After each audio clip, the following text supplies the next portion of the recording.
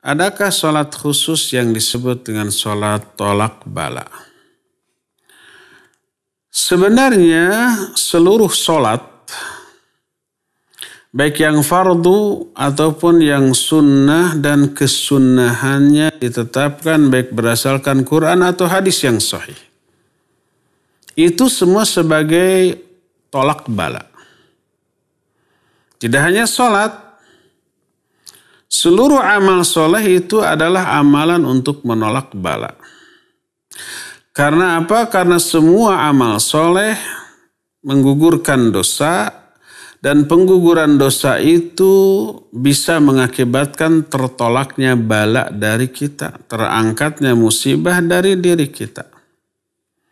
Berkata Rasul sallallahu alaihi wasallam, fitnatur rajuli fi ahlihi wa malihi wa waladihi tukaffiruhu shalah wasyam was-sadaqah wal amru bil ma'ruf wan nahyu 'anil munkar. Hadis ini sahih riwayat Imam Muslim. Fitnah yang teralami oleh seseorang baik kepada istrinya dalam di tengah keluarganya, atau tentang hartanya, atau tentang anak-anaknya. Kan kita sering dapat ujian, dapat masalah dari orang terdekat, dari istri atau suami kita, dari harta kita, dari anak-anak kita. Ada musibah yang menimpa mereka atau musibah yang datang dari mereka. Kitanya sehat walafiat, tapi yang kena istri kita atau suami kita, anak kita, atau terkena harta kita. Atau kadang-kadang mereka yang jadi sumber masalah bagi kita. Tukaffiruha as-salah wasyam was-sadaqah wal amru bil ma'ruf wan nahyu 'anil munkar. Itu fitnah yang muncul di dalam 3 hal tadi bisa terhapus, tertolak oleh salat, oleh saum, oleh sedekah, oleh amar ma'ruf nahi munkar. Selama salatnya salat yang disyariatkan, baik yang fardu seperti salat yang 5 waktu, salat Jumat, salat Id, salat gerhana yang menurut sebagian besar ulama hukumnya wajib. Ataupun yang sunnah seperti tahajud, seperti salat sunat rawatib, duha dan yang lain-lainnya.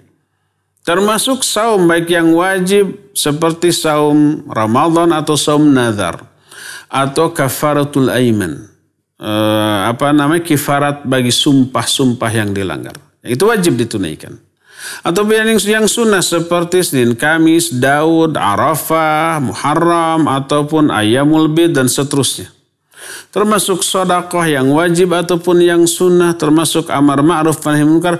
Semuanya itu bisa menghapus dosa dan kesalahan dan bisa menolak fitnah atau azab musibah yang tertimpa kepada seseorang. Dan itu lebih dari cukup.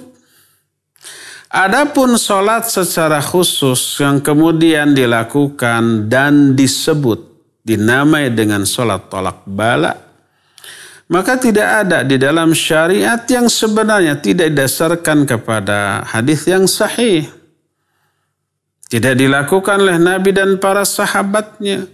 Yang harus kita lakukan untuk menolak bala adalah ya sholat yang fardu, sholat yang sunnah lakukan semaksimal yang kita bisa secara kualitas ataupun kuantitas. Taubat dari semua dosa-dosa dan kesalahan kita. Jauhi berbagai macam penyimpangan dan pelanggaran terhadap syariat.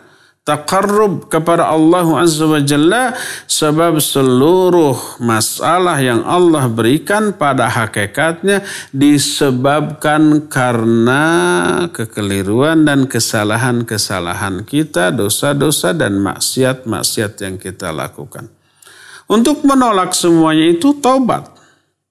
Taqarrub mendekat kepada Allah, lakukan salat yang sesuai dengan syariat, ya. Berpegang teguh kepada Quran dan As-Sunnah dan menjauhi kebid'ahan yang dilarang secara keras oleh Allah dan Rasulnya. Ya, demikian wallahu a'lam bishawab.